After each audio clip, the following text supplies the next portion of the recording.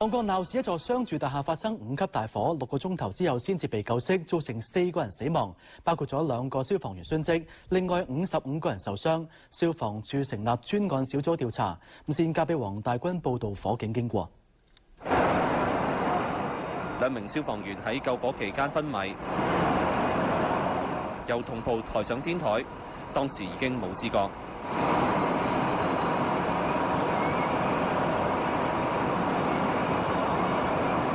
其他人不斷為佢哋做心外壓以及人工呼吸，之後抬上擔架，分別送上救護車。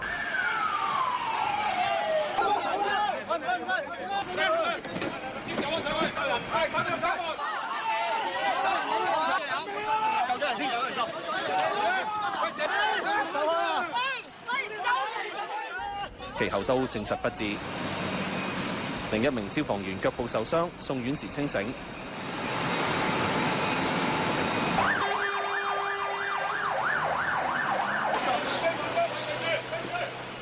現場係彌敦道近亞皆老街687至689號嘅嘉和大廈，周圍濃煙密佈，多名住客被困喺樓上，喺單位裏邊求救，包括有細路仔。佢哋用毛巾揞住個鼻，不斷揮動物件嚟求救。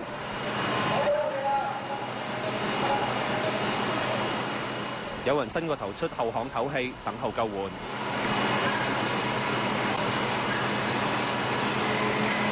消防架起雲梯到10幾樓高嘅單位救人，逐一帶佢哋逃出火海。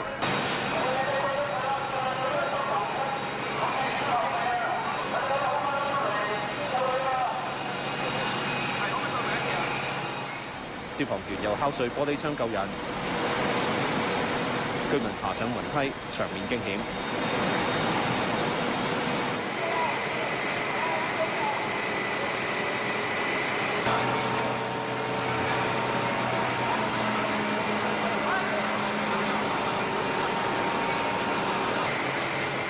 多人吸入濃煙，要戴氧氣罩協助呼吸，送院治理。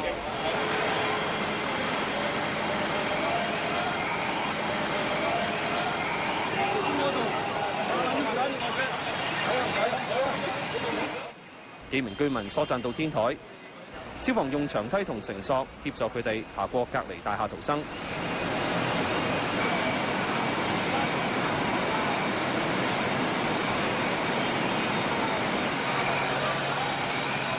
火警喺朝早9點20分發生，閣樓夜總會首先起火，消防不斷射水撲救，25分鐘之後升為3級。10點23分升做4級，再喺12點18分升做5級。消防出動超過200人救人救火。我見到有煙，我上去救人，用咗3支滅火筒救唔到，漆黑一片咯，煙霧瀰漫啦。我孭咗2個阿婆落嚟。記者離開呢個拯救區，唔該。由於火場嘅濃煙不斷增大，原先喺火場對面馬路採訪嘅記者都要撤退去較外嘅位置採訪。消防處話撲救好困難，火場裏邊嘅濃煙已經係沿住樓梯上晒去各樓層，到大廈頂樓。咁而呢個熱力咧，亦都係因為喺個樓梯裏邊咧散唔到，就係困住咗。我哋試圖喺天台隔鄰嘅天台咧，利用天台嘅位置咧，喺上邊入翻去大廈裏邊，但係都係我哋遇到相當大嘅困難，因為嗰個熱力非常之高。而濃煙亦都好大，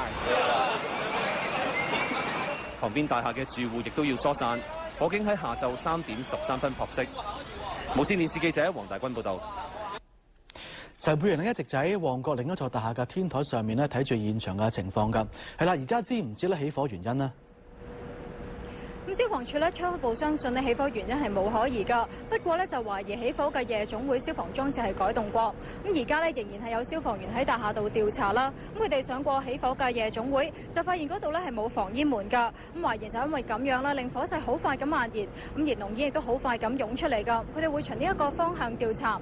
而下晝大概4點左右啦，咁消防員亦都喺閣樓再發現多一具燒焦嘅屍體㗎。黃家俊。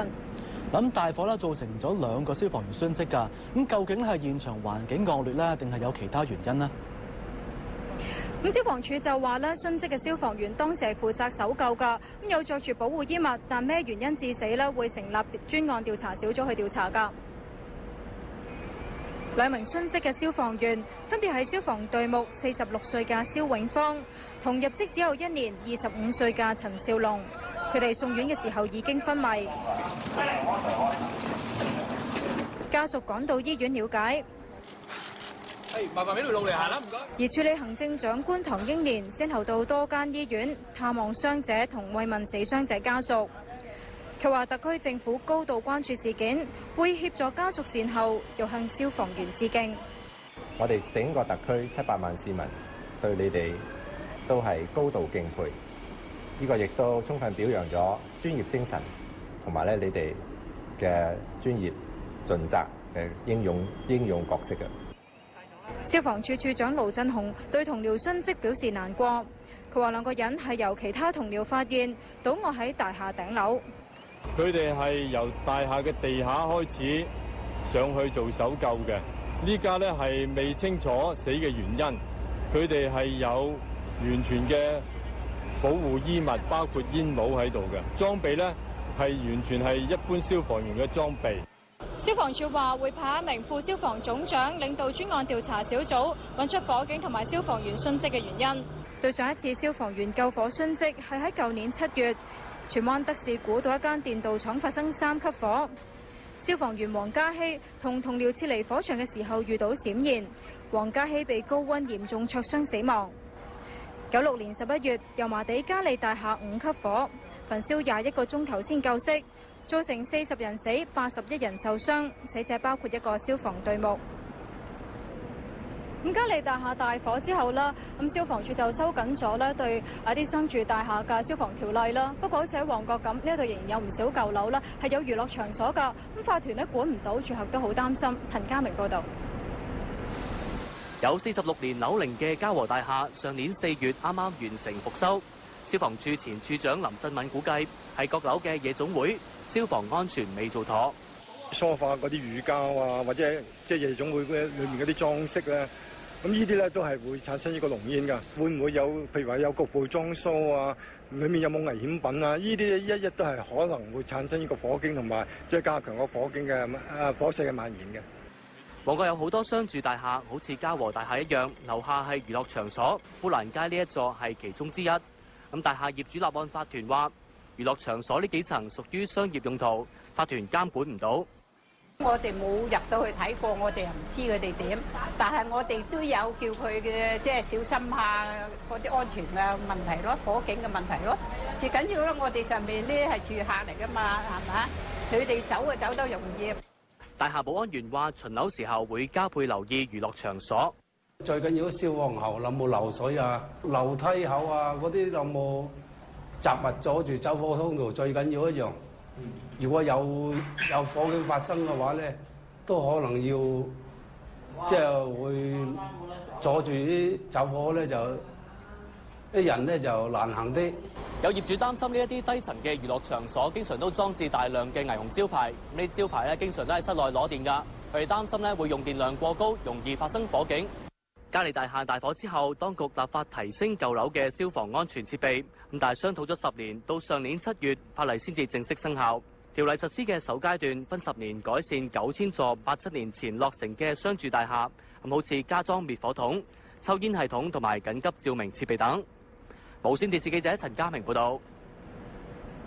起火嘅大廈咧，仍然係有好多水咧係流翻出嚟㗎。而多架消防車同埋救護車仍然喺現場啦。一段咧往太子嘅彌敦道仍然係封閉㗎，暫時仲未知幾時解封。黃家俊。係啊，當局設立咗熱線就係方便市民查詢火警資料㗎。而火警就令到彌敦道交通擠塞。旺角同埋太子一帶交通非常擠塞。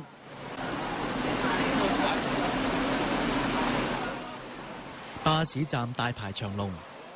平時都係5至10分鐘到一班車咯，而家就都等咗介乎差唔多4個字啦，都未有車喎。受火警影響，部分嘅彌敦道南北行線要封閉，途經嘅巴士要改道。港島至九龍嘅過海巴士以理工巴士站為終點站，咁尖沙咀開出嘅所有巴士更加暫停服務。民政事務總署開放旺角社區會堂俾受影響嘅市民暫時棲身，又喺4間醫院設立救援站同埋熱線電話，方便市民查詢，